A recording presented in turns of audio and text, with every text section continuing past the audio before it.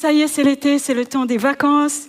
Pour beaucoup en tout cas, pour moi en tout cas, c'est pour ça que je prêche ici ce matin. C'est le moment de ralentir un peu, le moment de souffler, de faire une pause. En tout cas, je vous le souhaite.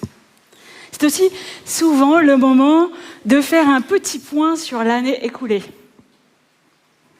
Comment ça s'est passé? Qu'est-ce qui m'a marqué cette année scolaire? Qu'est-ce qui m'a fatiguée, réjouie? Qu'est-ce qui a rempli mon quotidien, mon agenda? Qu'est-ce que je voudrais changer à la rentrée, faire mieux? Et quand je réfléchissais à ça, à cette idée de l'activité et du repos, il y a une image qui m'est venue en tête. Alors je vous invite quelques instants à rentrer dans ma tête avec une musique. Devinez à quoi j'ai pensé. Vous pouvez répondre à voix haute.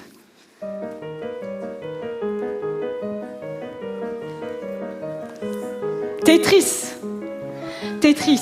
Ceux qui ne connaissent pas, c'est un jeu un peu vintage qui était sur la console Game Boy à l'époque. Donc quand je pensais à cette idée de rythme, à cette idée de l'année, j'ai pensé à ce jeu, à cette musique. Au tout début de la partie, tout paraît simple. Les pièces tombent doucement, une à une, tranquillement. On les place sans pression, on les fait pivoter, on bouche les trous, on complète des lignes et paf, elles disparaissent. Puis, d'autres pièces arrivent, encore et encore. Petit à petit, la vitesse s'accélère. On n'a plus le temps de réfléchir, de trouver la meilleure place. On ne fait que réagir, la pression monte, l'écran se remplit. On espère juste tenir une seconde de plus. Et finalement, game over. La partie est terminée. Je trouvais que ce jeu illustrait assez bien nos rythmes de vie. On empile les activités, les tâches, les missions. Il y a le travail, la famille, les rendez-vous médicaux, le taxi pour les activités des enfants, les réunions à l'église, les appels téléphoniques, les amis, les courses, le sport, les séries à ne pas rater, les réseaux, le coiffeur, l'entretien de la voiture, du jardin, de la maison.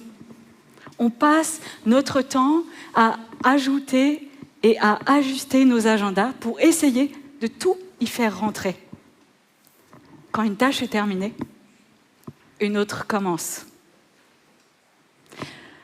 Le problème, ce n'est pas que nous ayons des responsabilités, des choses à faire ou à accomplir. Ça fait partie de la vie. Le problème, notre défi, c'est de trouver une juste place pour chaque chose, de choisir nos priorités. Et je crois que l'été nous offre cette occasion de ralentir un peu pour revenir à l'essentiel. Je vous propose que nous lisions un texte qui se trouve dans Luc au chapitre 10. Je vais lire dans la version Summer, des versets 38 à 42. Pendant qu'ils étaient en route, Jésus entra dans un village.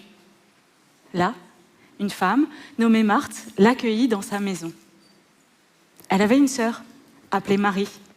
Celle-ci vient s'asseoir aux pieds de Jésus et elle écoutait ce qu'il disait. Pendant ce temps, Marthe était affairée aux multiples travaux que demandait le service. Elle s'approcha de Jésus et lui dit « Maître, cela ne te dérange-t-il pas de voir que ma sœur me laisse seule à servir ? Dis-lui donc de m'aider. » Mais le Seigneur lui répondit « Marthe, Marthe, tu t'inquiètes et tu t'agites pour beaucoup de choses. Il n'y en a qu'une seule qui soit vraiment nécessaire. Marie a choisi la meilleure part et personne ne la lui enlèvera. » Amen. Jusqu'ici, notre lecture.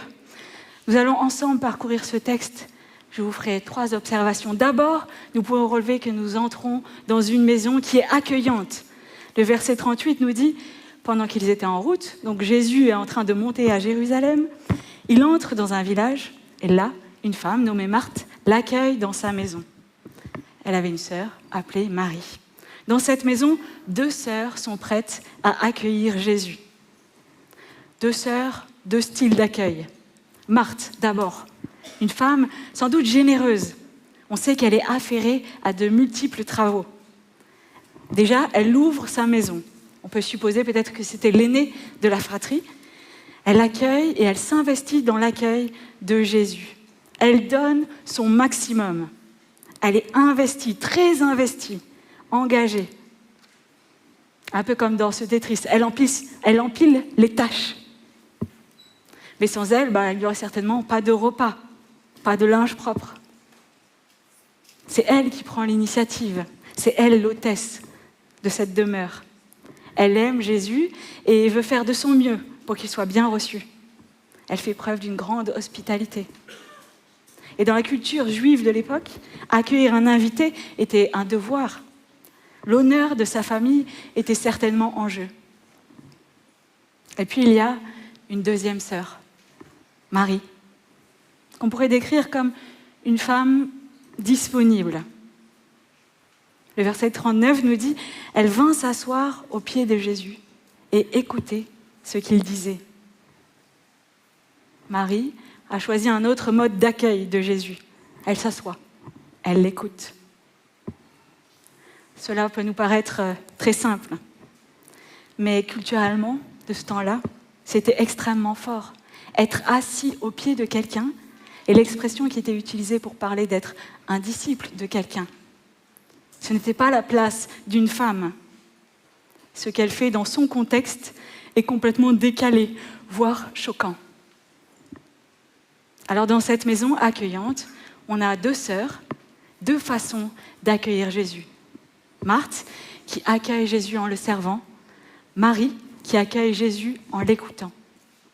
Mais les deux accueillent Jésus. Alors à la première lecture de ce texte, ça m'a interrogée sur moi-même, sur comment moi j'aurais accueilli Jésus. Est-ce que je serais plutôt Marthe ou Marie ? Imaginez, vous recevez un message, vous savez que Jésus vient taper à la porte ce soir. Qu'est-ce que vous faites en premier ? On nettoie la maison, on va faire des courses, on prépare un bon repas, on met notre plus belle tenue, on s'active. Ou bien on prépare nos cœurs à la rencontre, on médite, on se réjouit de sa venue, on a juste hâte de discuter avec lui. On libère notre agenda pour être disponible. La meilleure des manières d'accueillir Jésus serait sans doute un mélange des deux choses. Un bon repas, une bonne discussion. Le problème dont parle notre texte n'est pas la façon de servir, n'est pas le service, mais la motivation du cœur dans le service. C'est le sujet que soulève la question que Marthe pose ensuite à Jésus. Nous lisons, Marthe s'approche de Jésus et lui dit « Cela ne te dérange-t-il pas de voir que ma sœur me laisse seule à servir ? Dis-lui donc de m'aider. » Ici, le climat a complètement changé. La joie du début, la joie de l'accueil, laisse place à la tension. Marthe est débordée par son service. Elle est affairée à de multiples travaux, on l'imagine, absorbée par les tâches qui s'enchaînent. Elle perd le contrôle sur son service. Et ses émotions débordent également. Vous savez, le stress de voir la dernière brique tomber alors qu'il n'y a plus qu'un tout petit trou. Je ne vais pas avoir le temps de placer la pièce dans le bon sens. Deuxièmement, elle est agacée par l'attitude de sa sœur, Marie. Elle commence à être énervée. Marie ne fait rien. Elle ne participe même pas au service, à l'accueil de Jésus. Marie devient responsable de la surcharge de Marthe. En plus, elle fait quelque chose d'inapproprié pour une femme. L'amertume, la jalousie grandissent chez Marthe. Enfin, elle demande l'intervention, elle exige l'intervention de Jésus. Cela ne te dérange pas ? Elle exige qu'il intervienne tout en l'appelant maître. Elle ne comprend pas que Jésus laisse faire, qu'il ne dise rien, qu'il ne fasse rien. Elle veut et elle sait mieux que Jésus ce qu'il y a à faire. Marthe donne beaucoup pour le service, mais on voit qu'à ce moment-là, elle s'irrite. Elle a le désir d'accueillir Jésus de la meilleure des manières, son invité prestigieux. Mais le cœur n'y est plus. Le service devient une charge, une source d'épuisement, de colère. Le service que Marthe accomplit devient plus important que celui qu'elle désire servir. Son service, qui était généreux à la base, devient un activisme agité. Ce qu'elle doit faire l'éloigne d'une véritable rencontre avec Jésus. Le problème n'est pas ce que Marthe fait, mais sa motivation, l'état de son cœur. Elle ne sert plus dans la joie, avec allant, mais elle est agitée, amère, irritée. Alors en tant que pasteur, cet épisode m'a interrogée sur ma propre manière de servir, surtout à la fin de l'année où on est un peu fatigué. Avant de m'engager au service, avant de m'engager dans une activité, avant de faire, est-ce que je prends le temps de connaître celui que je souhaite servir? Est-ce que je prends le temps de passer des moments avec lui, à ses pieds? Est-ce que je veille à l'état de mon cœur? Ou suis-je trop occupée par ce qu'il y a à faire? Peut-être c'est une question pour vous aussi. Êtes-vous dans la paix dans votre service?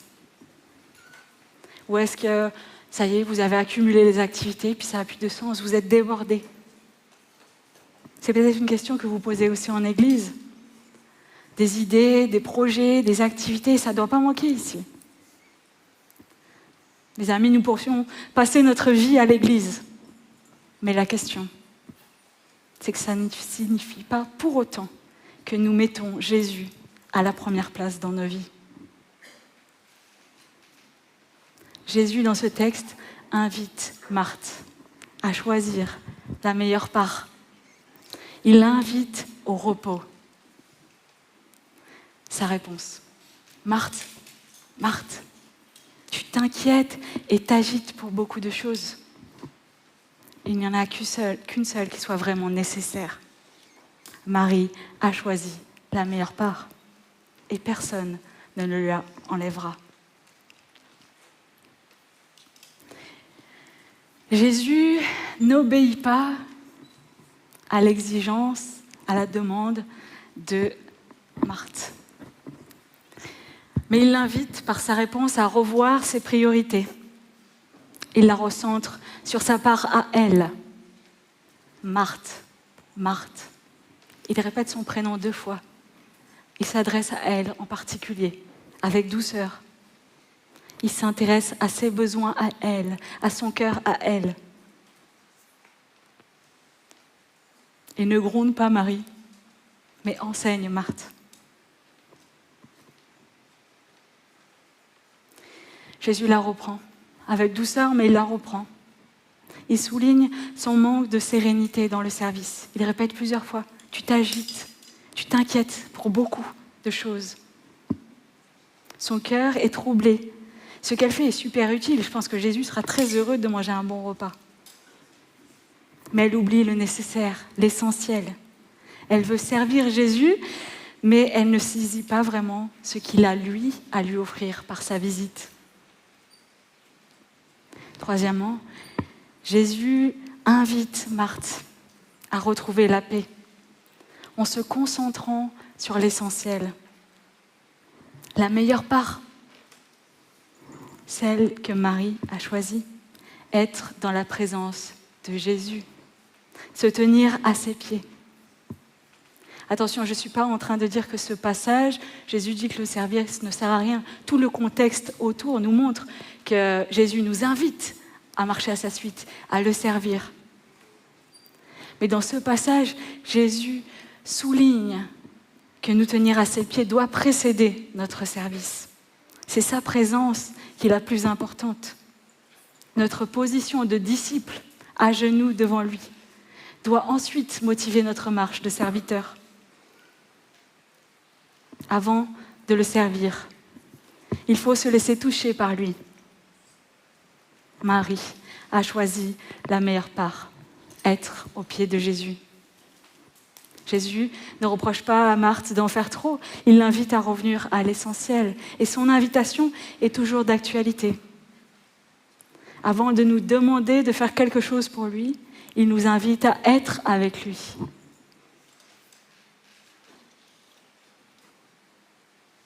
Alors, en cette période peut-être de bilan, de préparation de l'année suivante, quelle est aujourd'hui la seule chose nécessaire dans votre vie?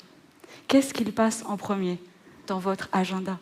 Qu'est-ce qui occupe vos pensées, votre énergie, votre temps? De quoi? De quoi tu t'inquiètes? Pourquoi t'agites-tu? Et ce n'est pas forcément des actes. L'agitation peut juste être dans notre tête. Des paroles qui nous accusent, des paroles qui nous enchaînent, des combats intérieurs.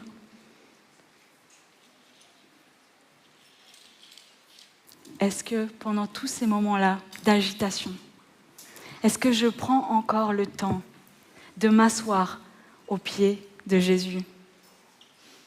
Ou est-ce que pour le faire, j'attends que toutes les pièces de mon Tetris aient disparu avant de le faire?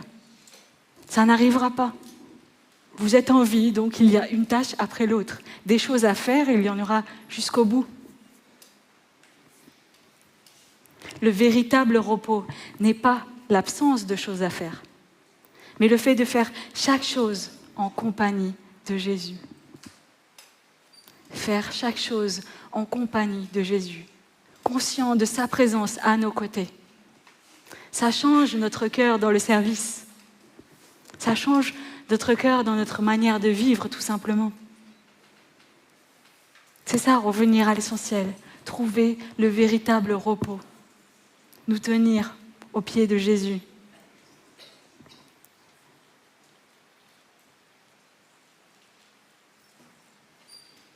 Si nous devions retenir 3 choses pour revenir à l'essentiel de ce texte. Premièrement, vouloir et désirer accueillir et recevoir Jésus. Dans nos maisons, dans nos cœurs, dans notre Église. Avant de donner, avant d'agir, avant de servir, attachons-nous à recevoir ce que Jésus nous offre, sa présence, son amour, sa grâce. Et la donner en premier. Et si vous ne savez pas de quoi je parle, je vous invite à prier, à demander à Dieu de se révéler, à Jésus de se révéler à vous. Ayez cette envie d'ouvrir la porte de la maison pour l'accueillir. Matthieu 20, verset 28 nous dit « Le Fils de l'homme n'est pas venu pour se faire servir, mais pour servir et donner sa vie en rançon pour beaucoup. » Jésus-Christ n'est pas contre le service. Il s'est fait lui-même serviteur. Il a quitté le ciel, sa gloire, pour nous rejoindre dans notre humanité, pour nous réconcilier avec son Père. Il s'est fait serviteur. Accueillons-le dans nos maisons. Deuxième point, pour revenir à l'essentiel. Nous tenir aux pieds de Jésus. Prendre cette position de disciple.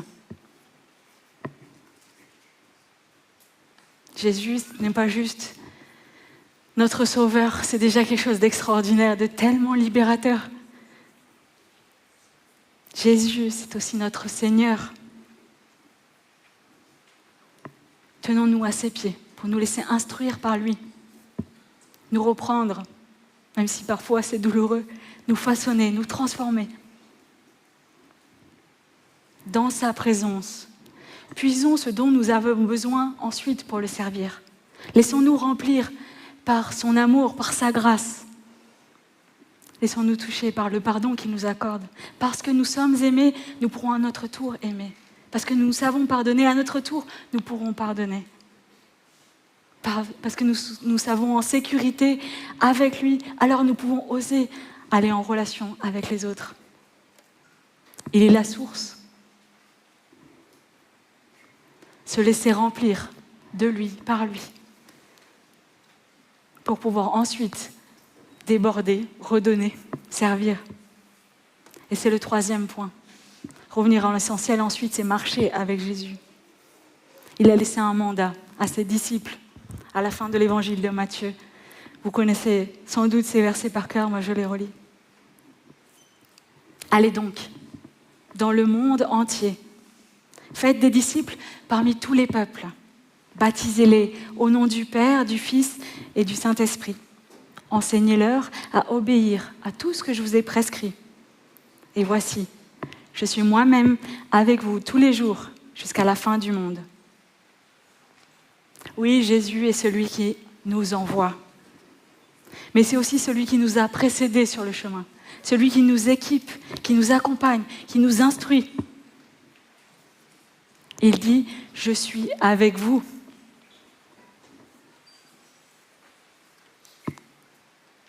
J'espère que ce texte aura eu le même effet sur vous qu'il l'a eu sur moi. Ce texte ne nous invite pas à la nonchalance, à l'oisiveté, mais il nous invite à placer notre relation avec Jésus en premier, dans toutes nos activités, dans toutes nos décisions, dans toutes nos pensées, dans nos cœurs. Dans sa présence se trouve le véritable repos. Peu importe ce que vous faites dans votre été, peut-être que vous n'avez pas de vacances, mais ce repos est disponible.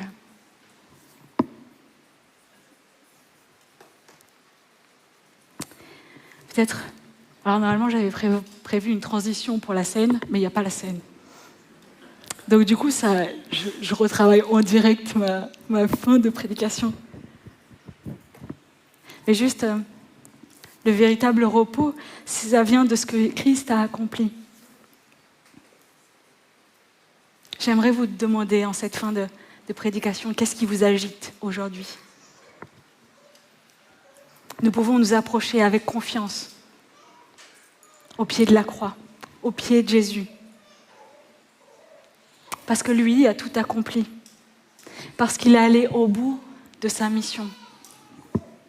Il a poursuivi sa route après ce passage chez ses deux sœurs. Il est allé jusqu'à la croix. À cette croix, sur cette croix, il a porté notre péché, notre fardeau, notre culpabilité, tout ce qui nous séparait de l'amour de Dieu. Par sa mort, il nous offre le pardon, la réconciliation avec Dieu, notre Père, notre Créateur, avec celui qui est la source de notre vie. Par sa résurrection, il nous offre la vie éternelle, la vie en sa présence, la paix en sa présence. La croix nous rappelle que nous sommes accueillis par Dieu, non pas parce que nous avons bien servi, parce que nous sommes des gens bien, parce que nous le méritons. Non. Nous sommes accueillis par Dieu parce qu'il a décidé, par amour, de donner son Fils pour que nous ayons accès à nouveau à lui, à sa présence. Parce qu'il nous aime d'un amour infini. La croix est la preuve ultime de cet amour, même quand on ne le ressent pas. Pensons à ce que Christ a fait à la croix. Jésus a donné son corps, versé son sang, afin que nous devenions ses enfants, que nous soyons réconciliés avec notre Père.